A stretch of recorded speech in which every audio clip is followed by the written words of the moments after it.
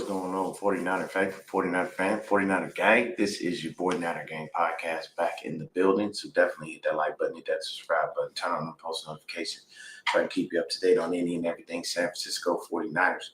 With that being said, man, let's get right on into it. We had a nice little game yesterday, us versus the Saints.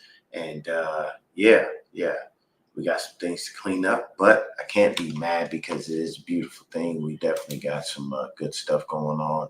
You know what I'm saying? Game brought us some good things. So let's take a look. This game had its ups and downs, ins and outs, but overall a great game. The Saints defense is real as I expected, and our offense is solid as always. We are 2-0. We won this game. 26-21 in the game. It came down to the wire with an awesome play by Bryce Huff forcing the fumble on the Saints' final possession.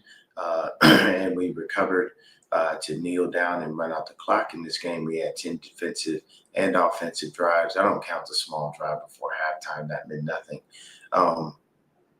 I saw some good and some things that can be improved upon, so let's get into it. We start on defense to begin the game. We let them drive down the field, mainly on a chunk play given up by Renardo Green to Rashid Shaheed, but the end result is a missed kick by their kicker. I believe it's Groupie. And then our first offensive drive, unfortunately, resulted in a quick 3-and-out that definitely didn't give Niners fans the best taste in their mouth for the start of the, little Mac Jones run that we'll have for a bit until Purdy is healthy. They expect him to be out about 2 to 5 weeks.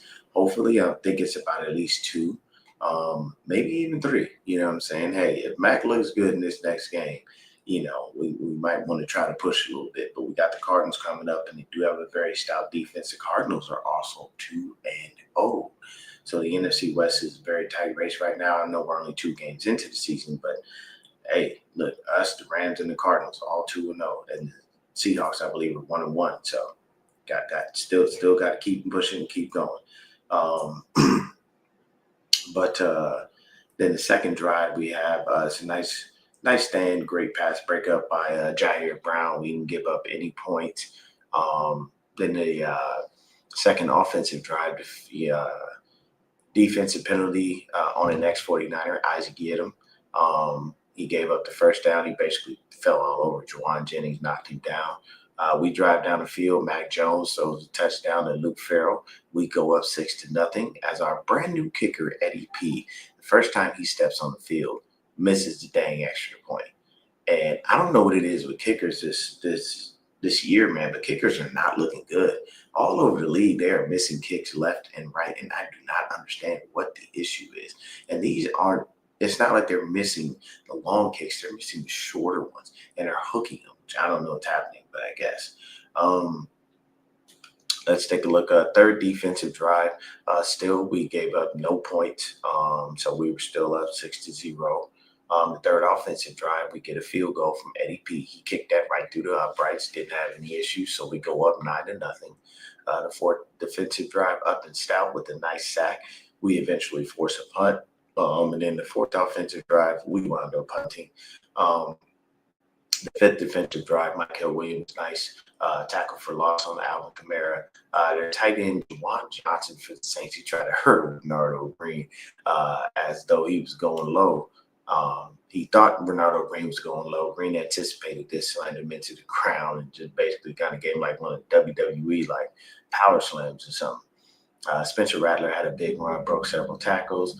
We gave up the touchdown by Marquise. The touchdown was given up by Marquise Siegel, our safety. So we wind up being up 9-7. So we went 4 straight drives without giving up any points. That's a fantastic start by the defense. I'm not mad at that. If it takes them until their 5th drive to get a score, that means we're doing something right. The 5th offensive drive for us was a 2-minute drill, ran to perfection by Mac Jones.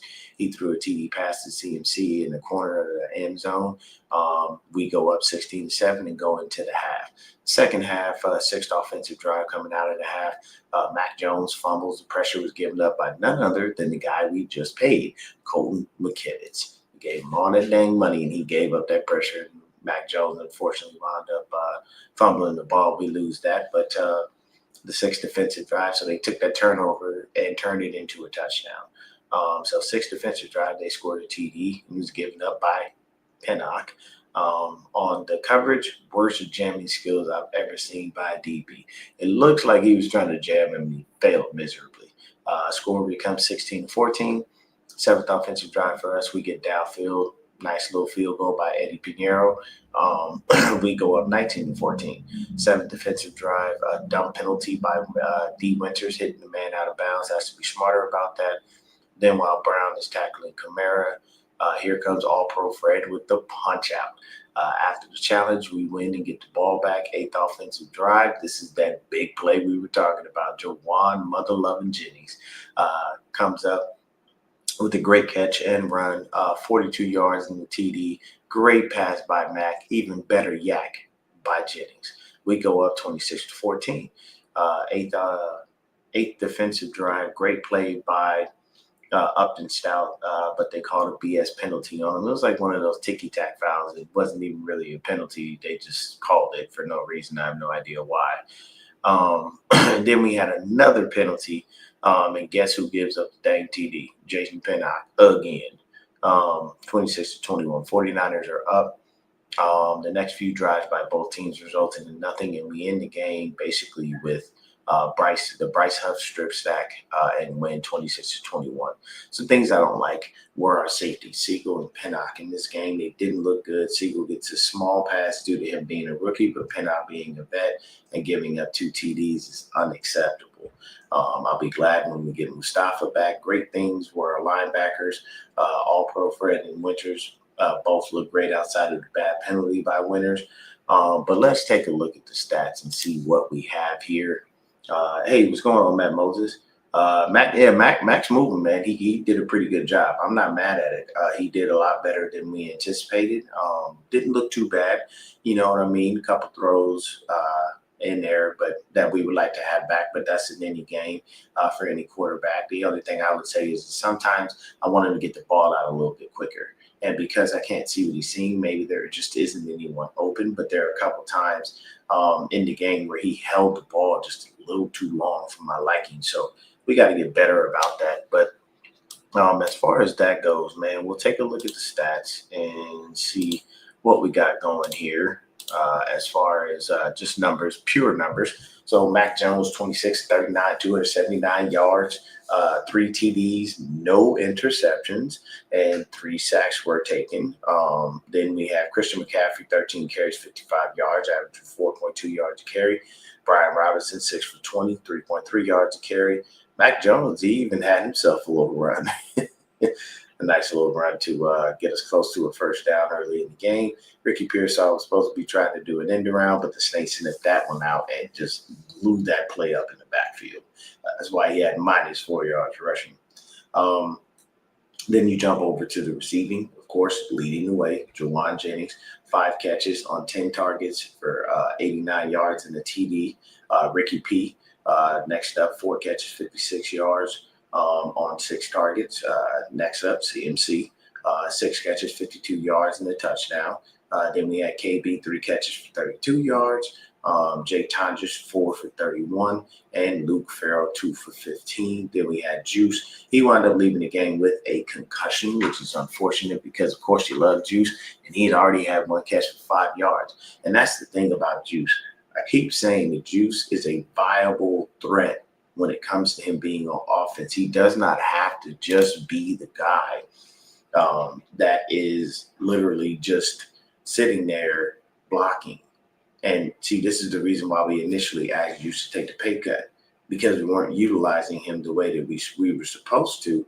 And we said, hey, man, we can't keep paying you all this money. And next thing you know, you're not really technically earning it. You don't pay a fullback $5 million a year and then just use him as a blocker. That's dumb. You pay that dude probably $1, maybe $2 million a year and use him as a blocker. That way it's not really eating away at your cap. But nobody really pays a fullback that kind of bread. It doesn't utilize them in every way, shape, or form. And it's not to say that Juice is bad, because he isn't. Juice is a viable threat. He is a great threat in the pass game. You just got to get him out there and make sure you hit him. But what we saw from this was basically the usual suspects who were the guys really handling the workload. If you look at Christian McCaffrey, again, the man is over 100 all-purpose yards and he had a touchdown. So fantasy owners definitely have to love that. As far as that's concerned, then you'll come over, you'll take a look at the unfortunate fumbles. Mac Jones had two. He lost one, he recovered one. So that's perfectly fine. You know what I mean? What that says to me is that we got some issues on this offensive line that we need to address at some point. Kyle and Chris Forrester and John Lynch, we gonna put that on all three of you guys because y'all the ones running the team, and you guys should be making sure that we have the necessary pieces in place so that these guys can do their jobs properly and that we protect our investments because we just gave Brock a ton of money. We can't have a man laying flat on his back almost every play. So that just once again speaks to the fact that our offensive line has to get better. We've got to. So when you kick over to the defensive side of things for the 49ers, you have Fred Warner led the way with 11 tackles. Right behind him, Nick Bosa with 9 tackles. Deep Winters had 8. Monroe Green had 5. Upton Stout had 5. Michael Williams had 5. Seal had 5. Lenore, Bryce Huff. Like we're just going on down the list. All these dudes were in there and they were making plays and doing things they needed to do. When it comes to the sacks, Nick Bosa got himself a sack. Bryce Huff had the strip sack, and Upton Stout had that sack as well. So then we coming on, look, we had 7 tackles for a loss. That's beautiful. That means we kind of lived in their backfield. They only had 10 offensive drives. So that means damn near every drive. We were in their backfield at some point on that drive, and that's a great thing. We had 3 passes defense. We didn't have any interceptions, but those 3 passes defense, one goes to Fred Warner. That was a beautiful play.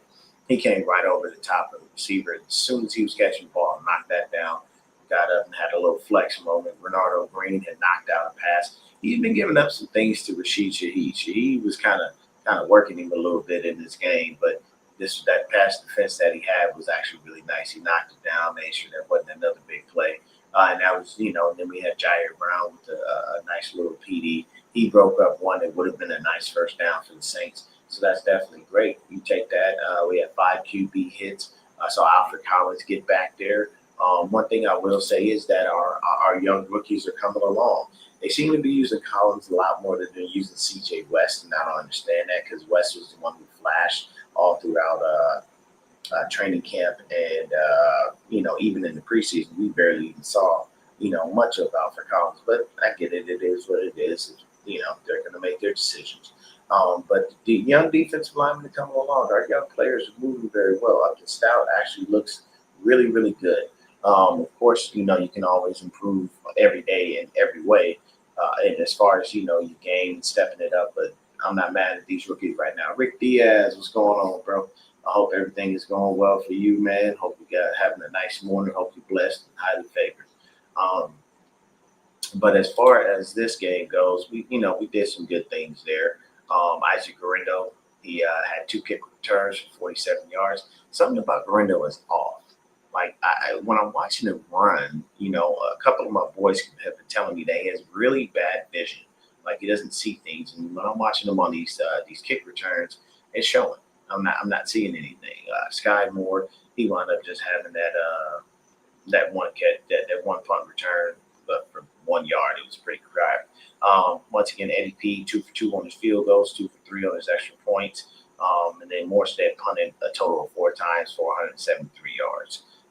When you flip over and look at the side of the Saints, you take a look at it, they wound up having Spencer Rattler go 25 to 34 yards, 207 yards, 3 TDs. That ain't too bad. But he did take 3 sacks just like Mac Jones did. Then you go to Alvin Kamara, 21 carries, 99 yards, 4.7 yards a carry. So we almost gave up 100 yards, almost gave up, 100 yards to a rusher. But that's something that we do have to take a look at. Now, he averaged 4.7 yards a carry. His biggest run was only 15 yards. Alvin Kamara was gashing us. Our run defense is still an issue. That is definitely a problem. And Spencer Rattler, man, this dude is shifty as all get out. He's squeaky clean. He makes his little run away from things. he didn't really get too far with the running that he did because he didn't try to do a lot of running. But that one little play where he swept through all of those tacklers, that was that 9 yard run to get himself that first down. Definitely not a bad play by him. Spencer Rattler looked all right. You know what I mean? Hey, you can't really ask for much more from your offense. You know, when a guy gives you 3 touchdowns, no interceptions, and, you know what I'm saying, the run game didn't do much, you know, but it is what it is. Chris Olave, 6 catches, 54 yards on 10 targets. Rashid Shaheed, 4 catches, 52 yards, 1 TD. Juwan Johnson, 5 catches, 49 yards in the TD. And then Devon Bailey, who is Samoan, definitely, you know, he's got his 1 TD. I think they throw up the S for Samoa. So I think they're taking their thumbs and doing it like this, or they're doing it like this, which I actually like because, you know me, I love the Samoan people. But then they had their fumbles. Of course, Kamara lost one. And then we had the recovery. You know, they had 2, but everything was good there. Then it comes to defense, Demario Davis, 11 tackles. Jonas Sanker had 8. Isaac Gidham had 7. Carl Grandison 7. Delonte Taylor 6. Justin Reed, Pete Martin 5. So you see how those things work. And then 2 sacks from Carl Granderson. Granderson is in our backfield. He lived back there. He was hanging out, talking to Mac, getting to know him and understanding things about him. You know, they was having whole conversations. He was in our backfield, man. He was working us, bro. Pause. And then you have Chris Rump. He got himself a sack as well. So they had 3 sacks in total, just like we had 3 sacks. They had 7 TFLs, same way we had 7 TFLs.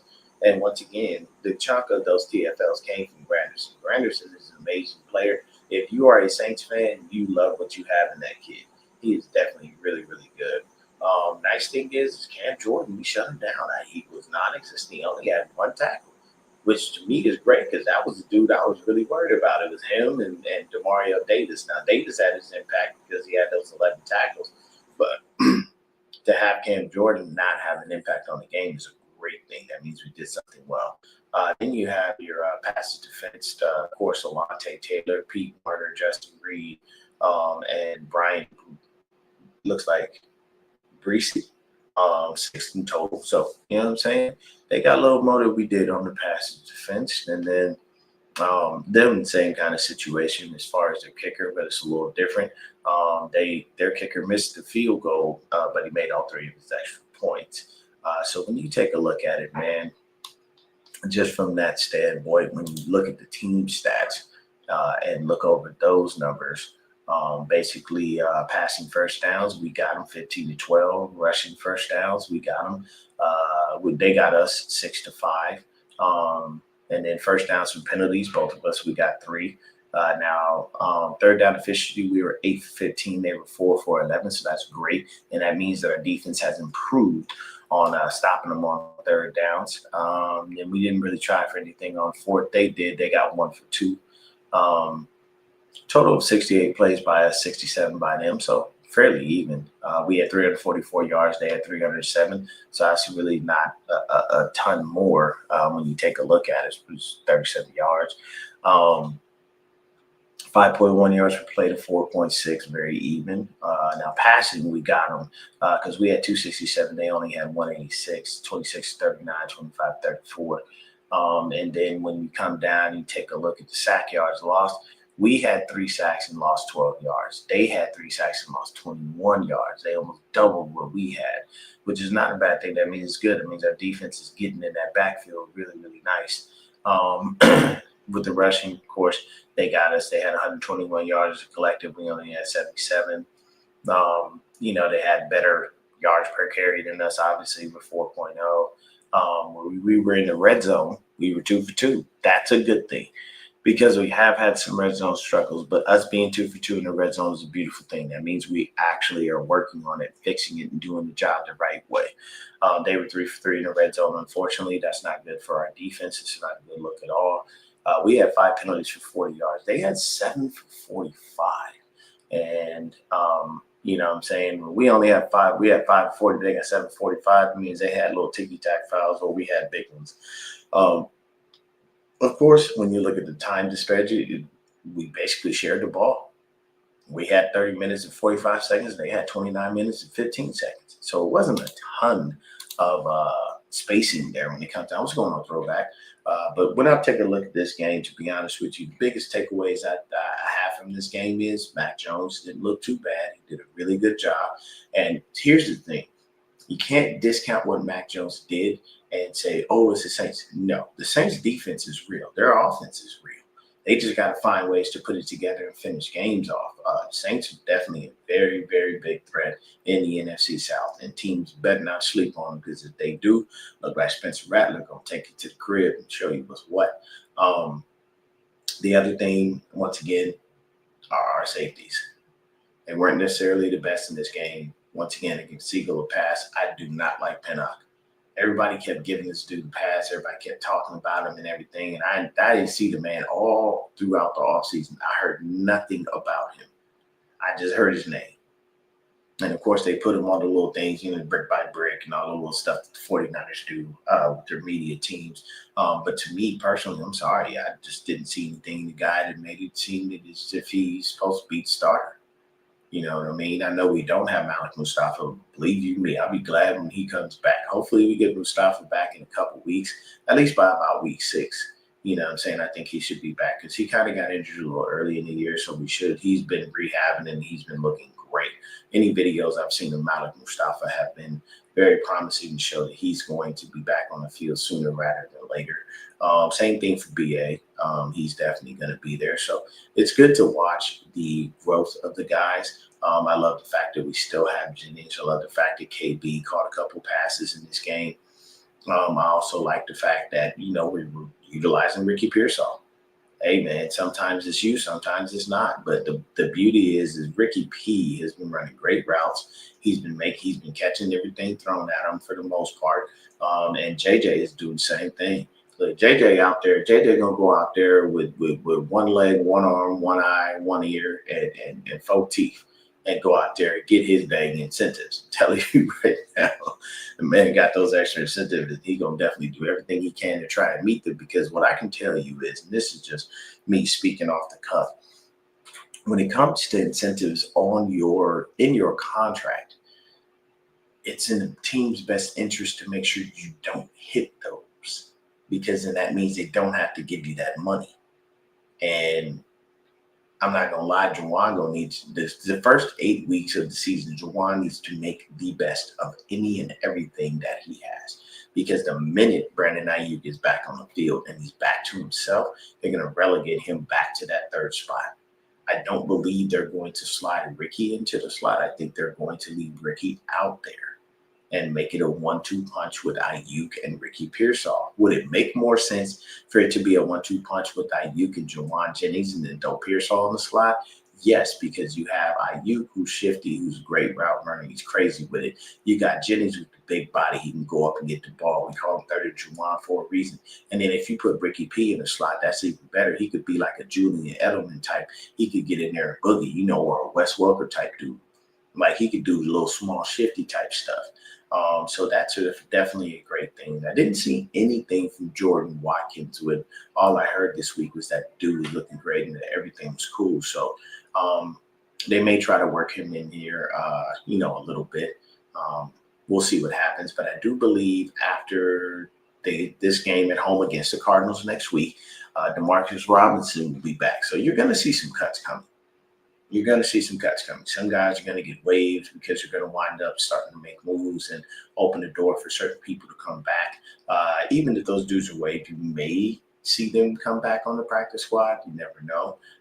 But at the end of the day, that's definitely what you're going to see later on as the year goes on, and as some of these guys become healthy. Because honestly, right now we're just waiting on Mustafa, and we're waiting on. We're waiting on Malik Mustafa and Brandon Ayuk. We're waiting on Purdy as well, but that's kind of obvious. Purdy wasn't hurt to start the season. Those 2 other guys that I mentioned were. So once they do get themselves fully healthy and they are out there on the field, you're going to see a couple of guys either be relegated to backup spots or something else different. I think Pinnock will wind up going to the not to the practice squad, but I think he'll wind up being relegated to special teams. I think that's what he was really here for. And they basically said, hey, we don't really have starting safety outside of him.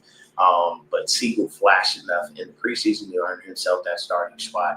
And then Pinnock obviously was kind of handed that spot because we didn't really see much of him during the preseason and whatnot. But that's all I got for the game, man. It was a great game. You know, my mom may not talk to me for a little bit because it is the Saints. My boy Tony, he may not talk to me because it's the Saints.